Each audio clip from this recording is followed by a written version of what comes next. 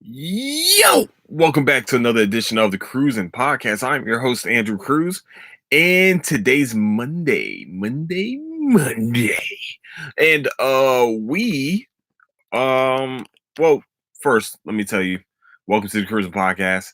The Where you can find the Cruising Podcast is on Apple iTunes, also on goodness gracious, also on YouTube. Probably, and if you want to see my live streaming of gameplay, it will be on Twitch. Also, anywhere you can find podcasts and all your podcast needs, that's where, yeah, got you guys right there. Wherever you can find podcasts, pretty much. Also, where you can find latest updates of the Cruising Podcast is at Cruising Podcast on Instagram, also at Nicetown Finest on Twitter. And yeah, that's where we're at. That's where we're at. This weekend, man, I really didn't do too much this weekend. Oh my goodness. It's just been it hasn't been too eventful. I didn't really do too much.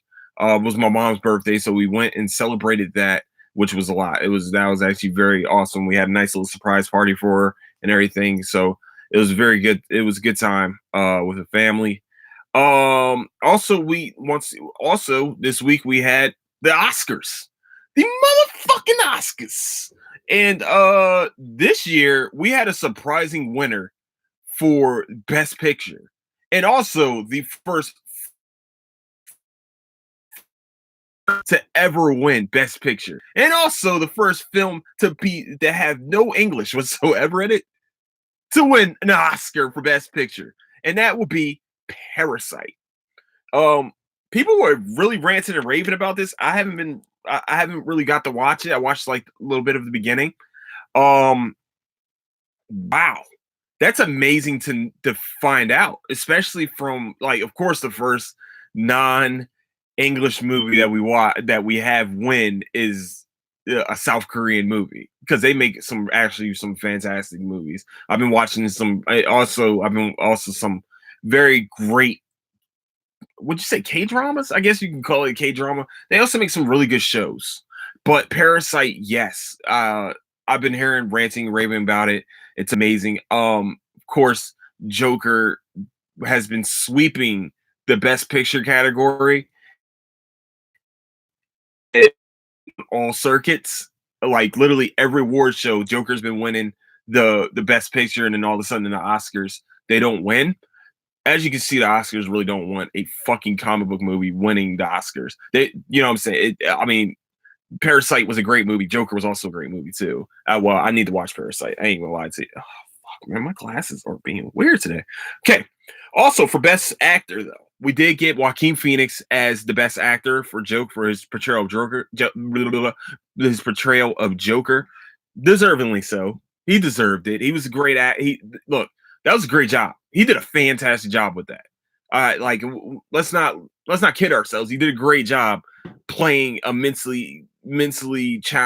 challenged, mentally disturbed person, and he embodied the Joker. It was amazing to watch. It was an amazing performance.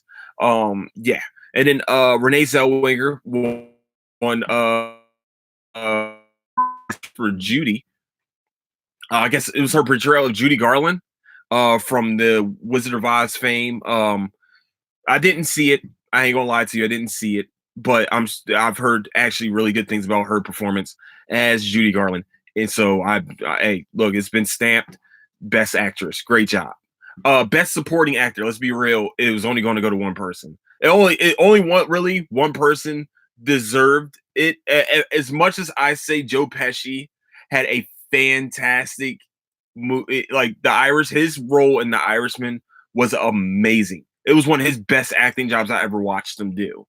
But Brad Pitt from Once Upon a Time in Hollywood, if he wasn't the supporting, like, you could have probably made the movie about him.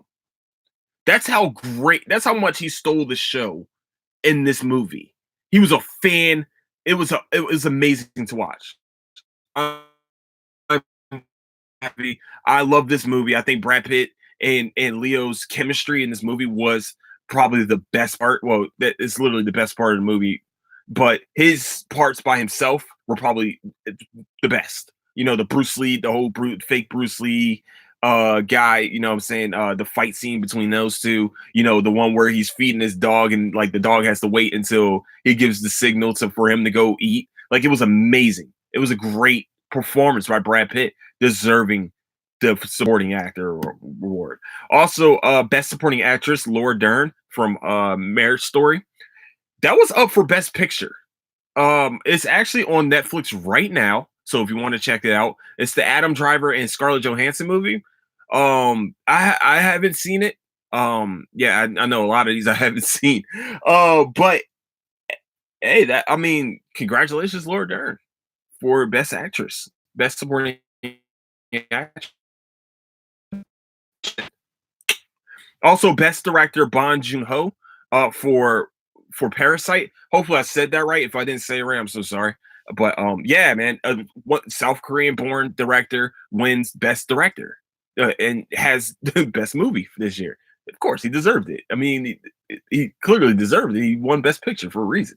Also best adapted screenplay, Jojo Rabbit. Yo, Taika Waititi on the Hush has been murking the game. Taika Waititi's been doing some big things, and he also played Hitler in this movie. Best adapted screenplay definitely deserved. Is deserved. Jojo Rabbit was actually our good movie. Great movie. This is a great movie. Uh, Parasite won best original screenplay. Toy Story 4 won best animated feature, but the one that stole the show. Well, best score went to Joker. Joker had one of the best music choices in every play. I mean, every way. Best production design, definitely Once Upon a Time in Hollywood takes the cake with all of that. Let me tell you something. They did a great job reinventing the LA into the 60s. They deserve that fucking award. Let me see here. Little Women won best design. Okay. But the biggest story that no one's been talking about, well, everyone's really been talking about. I'm sorry, everyone's been talking about. I haven't got to see this, but I'm happy that they won. Is the best animated short, which is Hair Love. It looks like it's a daddy daughter movie, and the hold on the what's his name? Hold on, I was just looking at Matthew A. Cherry. Um, directed 4 years ago on Twitter. He took a picture of the father doing the daughter's hair, and he was like, "If I can find anybody that can do graphic design or something like that, so let me know. I got a movie for this." And he made it into a short, a 7-minute short. Let me see. Hair Love is a 2019 American animated short film. It follows the story of a man who must do his daughter hair for the first time. Single fathers know the struggle, that you know what I'm saying, or really fathers. I'm not single fathers, but every father probably has the struggle with, you know, their daughter with doing their daughter's hair. But what's amazing about this film is that we all know Kobe Bryant hadn't only had 4 daughters, and he was always his daughter that he passed away with. This movie, I mean, this short is probably is an embodiment of what Kobe Bryant probably had to do day in and day out as a father for the past 3 years now. You know, probably not even 3 years, probably for his whole life. Um, it's amazing that this short won, and also this is the same category where Kobe Bryant won for Dare Basketball. And also, what was amazing about Matthew A. Cherry is that he brought on the kid that that refused to cut off his dreads. Um, or what was it? He was refused to cut off his dreads. Hold on, because if I remember correctly, this is a kid that refused to. There was one kid. There's one where a kid had to cut off his dreads because um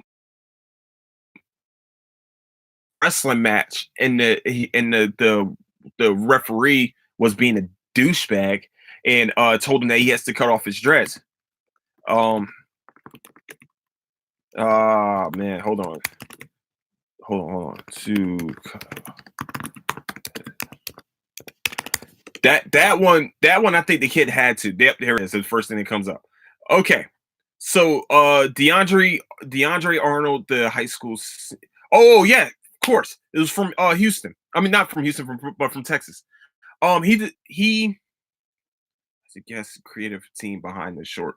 Okay, so DeAndre Arnold did not want to cut off his dreads, or he was going to be suspended from school. It was from a Texas school, and as everybody probably knows, dreads. I mean, not dreads, but locks. Most people call them locks. Because Sway will murder me if I didn't say lock. Synonymous with I don't know. Like some people think that these people that wear these are gangsters or bad people that wear this hairstyle, and they also thought the same thing about cornrows when Allen Iverson was playing basketball. No matter what, they're going to try to down the black experience, the black styles, even some, it's a stigma. They tried to make dreadlocks into a stigma. By the way, Matthew Cherry also has dreadlocks. Well, not dreadlocks, but the starting of like dread. It looks like he got box braids, but also it looks like his wife has dreadlocks herself. Yeah. Well, probably not dreadlocks. Yeah, they look kind of like dreadlocks. Either way, this is where we stand together. You know what I'm saying? You don't. That's our identity. Someone's identity. Their hairstyle is going to be their identity, and you got to allow these people, everyone, white, black, or other, but mostly it's always a black kid. Let's be real. It was a black kid that had to cut his dreads off before he went and did a wrestling match. This kid, DeAndre Arnold, had to cut off his hair. They were telling him that he was going to be suspended if he didn't cut his dreads.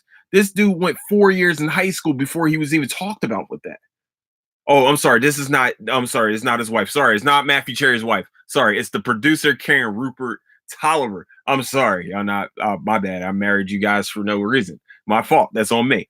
All right. So Arnold, an 18-year-old, rose to national prominence after he was told by school officials that he would be unable to walk during his graduation unless he cut off his dreads from Barbers Hill Independent School District. Hair length policy, length of his hair that they tried to get him to cut it. And he refused to do it, citing his appreciation for his Trinidadian culture. He's from Trinidad. This is their culture. They all, not all of them, but a lot of them have dreadlocks that are very long. Most Jamaicans that I know have dreadlocks. Most Caribbean blacks have dreadlocks. A lot of them do. So to tell somebody to take away kind of their identity like that, it's a piece of shit move. But this short, it's like, it's crazy because I can see my brother going through this. Like my older brother kid, he used to have to do his daughter's hair. Back in the day, he used to have to do his daughter's hair with this shit that, what I'm saying? My mom, like, because it's a real life experience of most fathers with daughters, and to know that this girl dad thing, the girl dad #girl dad is going on right now is amazing. That this won an animated short. This is amazing. That's so awesome. So yeah, this story definitely has had its own legs to it, but I definitely wanted to give it a shine. Like Hair Love is amazing. Like that's a great story to go by. We all can talk about our struggles, but yeah, man. All I have to say is that these school districts, these jobs, and all the rest of these places that are trying to tell people how they're supposed to look. Yo, it's 2020, baby. It's 2020. You gotta either adapt or die. I guess you need that identity. It's still going to be the same person, no matter what they have on their face, no matter what they have on their hair. Now, face tattoos, I understand people aren't used to this shit yet, so soon we're going to start seeing face tattoos in the professional workplace. Probably in the next 20 years. The president of the United States might even have a face tattoo. Might even have a neck. Well, maybe not a face tattoo. Maybe a neck tattoo. You know, back in the day, you weren't allowed to have tattoos showing in the workplace. You weren't allowed to have sleeves. You weren't allowed to show any of that. Now, I see that a lot. First time, man, I seen teachers. Teachers got back tattoos. They got, arm tat. You know, it's not. They always had a. There's always trying to find a stigma in something, and instead of appreciating it, someone's canvas. I ain't gonna say they like fucking Michelangelo or something like that, but it is the same thing. It's just skin and it's art. So that's where I'm at with it. And so somebody's hair is also their identity.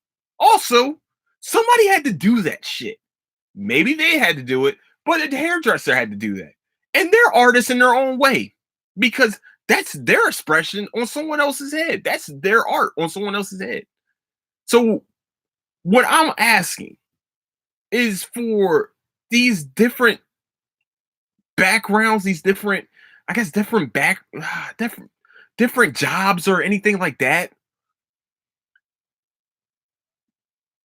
Understand a person's character instead of trying to talk about, well, he's got dreadlocks, but most people with dreadlocks they're usually people with dreadlocks are some of the most loyal people I've ever met. Most people with tattoos are they ain't gangsters. They just they like art. Some people like the pain. This might be weird to some, but some people like the pain. That's what I've been told.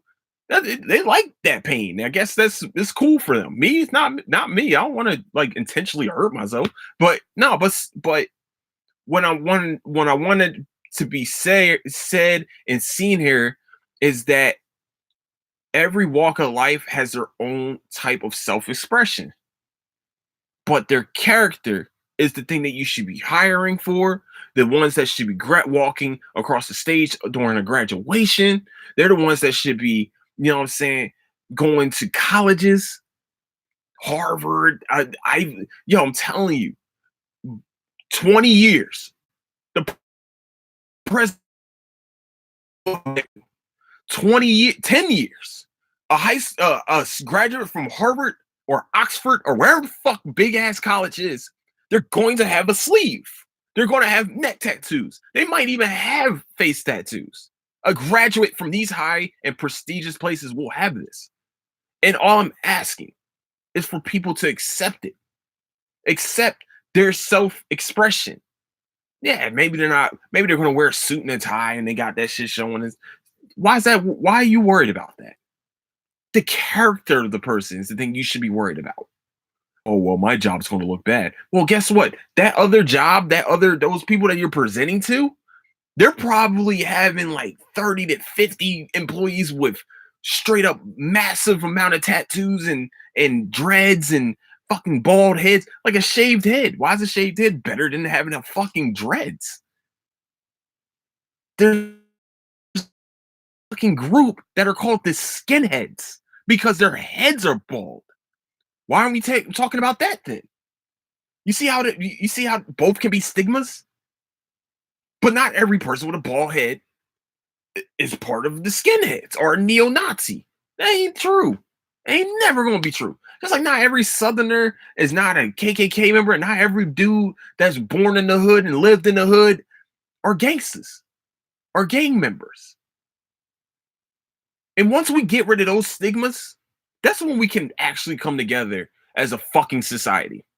Those stereotypes, those just preconceived notions that this person is going to do harm to me because they got something that I don't, or there's something that all my life I've been told, man, that's bad. That every time I look on the TV, the person with with this and that are doing the bad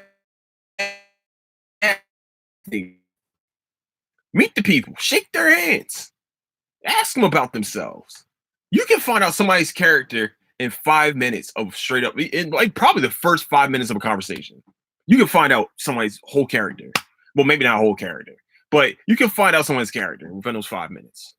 So I'm happy that the struggles of a father has been shown. Not just black fathers, by the way. So everybody, no, listen. Every father has to deal, or older brothers have to deal with having to do a young woman's hair, a young lady's hair. At one point, especially if it's sister, daughter, granddaughter, whatever. We've all had we all had to go through this at one point in life. Okay. So just to make sure it's understood that I'm so happy that this one the animated word to say, but it has to be, like fuck, man. Yeah, once I find the word will come to me. But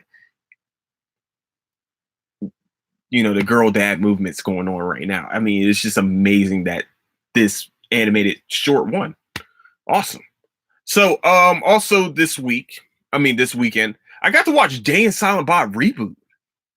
Ooh, what? Jay and Silent Bob had a reboot? Look, listen. Before everybody has a preconceived notion, yes, I am a huge Kevin Smith fan. I always will be a Kevin Smith fan.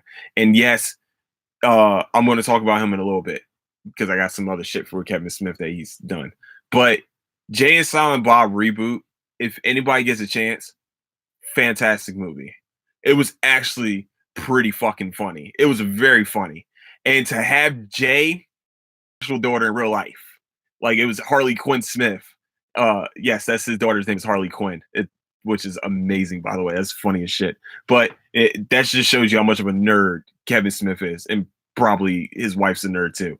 But this movie was actually it was done well for a reboot. I was afraid that they both waited too long to do Jay and Silent Bob again. It's been shit. How long has it been since Jay and Silent Bob Strike Back came out? Hold on, let me see. Jay and Silent Bob Strike, just in case, yo. I want to say it's definitely over. And Silent Bob, Jay and Silent Bob, Jay and Silent Bob. No, Strikes Back. I guess I should do Strikes Back. So it's almost 20 years. Almost 20 years. Jay and well, it came out in 2019, but almost 20 years. We haven't gotten a new Jay and Silent Bob. Well, or even seen them on film together. Jay went through his own issues. He also has a daughter, and he changed his life around. But 20 years is a long fucking time. And what's funny is that Kevin Smith was the fat dude, and 20 years ago, he's a fat guy, had a heart attack, and said, "Well, now I'm a vegan," and now he's skinny as shit. And it scared me at first seeing him skinny because I'm like, Silent Bob's fat. He's Lunchbox. He's Lunchbox, man. But they all played their role. They played exactly the same role they played 20 years ago. They did the same tropes that, all these Kevin Smith rats, maybe not Chasing Amy, but the first Jay and Silent Bob, the first two Clerks, like all those tropes were there. All the they did everything that the first Strike Back came out. The reboot pretty much the same premise, but it's just a better modern take to what was going on in 2019. And I thought it was very good. I thought it was well fucking done. And also Black History Month tidbit where I learned this fact from is from actually Kevin Smith's podcast. I want to say it's not Smodcast. I don't think it was from Smodcast. I think it was from Fat Man and Beyond. He might have said this on both, but yeah, I definitely think I heard this on Fat Man and Beyond. Look, interesting tidbit that Professor X and Magneto are made or were created in the image of Martin Luther King and Malcolm X. Did you know that? I just put this on Facebook too, by the way. So yeah, don't judge me. But did you know that? You know that? It was actually really good. Yeah, I thought I was like, wow. So much of it, like after being told that, and you go back and you read the comics or you watch the movies and the TV show, you're like, this makes a lot of sense. And by the way, Professor X is Dr. Martin Luther King, and Magneto um is Malcolm X. So just in case, yeah. It makes so much sense now. A lot of it makes so much sense now. But I learned that from Kevin Smith. I learned it. It was a very I was very intrigued and saw word. That's right. That's true. Yeah. Okay. I'm with it. So yeah, Jay and Silent Bob reboot. I thought it was funny as shit, especially the little final part where he was just it's just like when they got into the fight at the Comic Con. Oh, no, it's like Chronicon, Chronicon, something Chron with something about weed. But they did a great for a short. It felt like a very short movie, but I think it was probably what an hour 30, about an hour 30 minutes. I thought they fit in a lot of old jokes that worked in perfect timing. I thought they did it. I think those two together always will have the chemistry on 1000. So definitely continue that. Um Also weird movie of the day. Watch the weird ass movie on Saturday all the time. But this shit was so fucking weird. It's called Horse Girl on Netflix, and it has the girl, the actress that is the lead on Glow. Her name is Alison Brie. Apparently, she's not a crazy girl. Well, her grandmother was too, but apparently, she's a girl that is supposed to be abducted by aliens, and like she keeps like every time she goes to sleep, she wakes up in like this little white area, and she's next to the one dude. She's next to this one dude who we literally don't know shit about. She talks to him for like literally one conversation, and we never see and then she just stalks him for the rest of the time. The girl next to her, she sees in a psychiatric ward, and she just knows, oh, so you seen the ramp too? And then it was weird. It was very weird. The girl was saying that she was getting abducted by aliens. Her grandmother was also saying that she got abducted by aliens. She saw a picture of her grandmother that she thought she looked exactly alike. So she was like, oh my gosh, I'm a clone. What the fuck am I watching right now? But it was well paced. They paced it very well. But it was like every time she had these dreams, she would sleepwalk. And the first time we see her, she's staring at a wall, sleepwalking. First of all, that's the first telltale sign that maybe whoever lives with her needs to fucking move out. Secondly, she had floors being torn apart for no fucking reason. And that's the second sign motherfuckers need to start moving the fuck out. So the movie ends. So I'm sorry. This spoilers because you're not going to watch this movie. I'm just telling you this shit's weird as fuck. The movie ends with her releasing a horse. Well, I guess her horse. And they're walking through a forest, and they're walking through like weird fucking parks and shit. She gets to a forest. She lays down, and she gets abducted by aliens. Or right? I don't know. I guess abducted by aliens. What is that? It's texting me.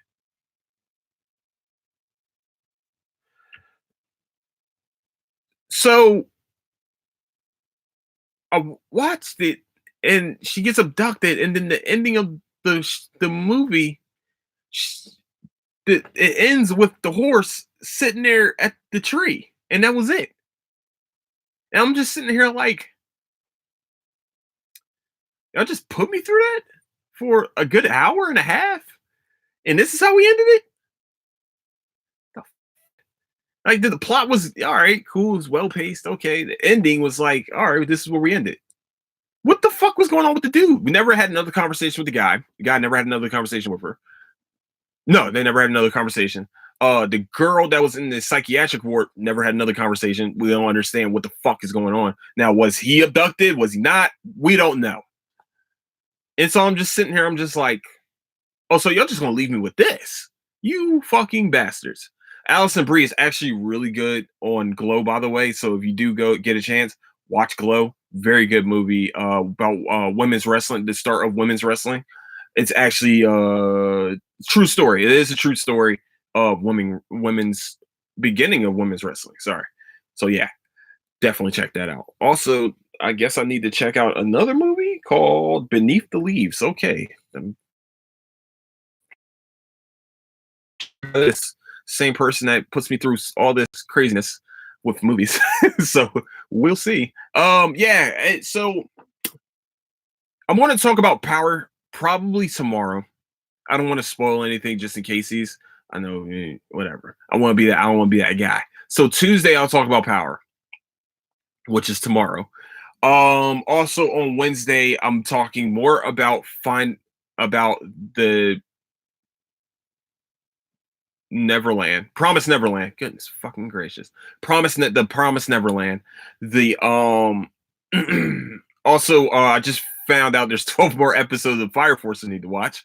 Fuck. I guess I'm gonna watch the last episode of Bleach. I'm gonna do it. I'm gonna cut the cord now. I'm not cut the cord. I'm gonna cut it. You know how long I've been stuck on this episode? I'm gonna tell you. Uh, on Wednesday, I'll tell you on I've been stuck on the last episode of Bleach. I did the same thing with Entourage. So if you have listened to past episodes, you would know how long it's been since I watched the last episode. How long it's been stuck on the final episode of fucking Bleach. Okay, yeah, it's been a minute. Um, Mostly because I'll talk about it on Wednesday. So, but I hope you guys enjoyed the conversation. I mean, not the conversation, but the talk that I just had with you, with everyone about let people express themselves. Let you express yourself. Express yourself. Especially express yourself. Express yourself. Hey, you point at yourself. Express yourself. That's all you need to do. That's all you got to do. That's how you get through. That's how you get through this motherfucking crazy thing called life, baby. You gotta be you. You gotta be you. If they don't accept you, fuck them. Fuck them. This somebody will accept. Promise. So with that, I want to say thank you guys so much for listening to the Cruising Podcast. I am your host, Andrew Cruz. If you need to find a Cruising Podcast one more time, is on YouTube, also on Twitch for gameplay, for all my gameplay. Also, where you can find the shit. I forgot to talk about something. Sounds like a Tuesday thing. It's going to be a Tuesday thing. Yeah, it's going to be a two-parter because I forgot. I completely forgot to talk about something. But if you need to find developments of the Cruising Podcast, or latest news of the Cruising Podcast, I will hope you guys go check out Instagram at Cruising Podcast, also on Twitter at Nicetown Finest. So what I want to tell you guys is thank you so much for listening. Hope you enjoyed it. I know it's Black History Month. I haven't been doing a lot of my tidbits for Black History Month, so I will be doing a lot more towards it. As you guys can see, the comic book connection between black in comic book heroes. So with that, I want to say thank you guys so much for listening. Don't do anything I wouldn't do, and I'll catch you guys on tomorrow for Power, and also this show I've been watching on Hulu that I completely forgot to talk about. So with that, thank you guys so much for listening. Don't do anything I would do. Catch you guys tomorrow. Deuces.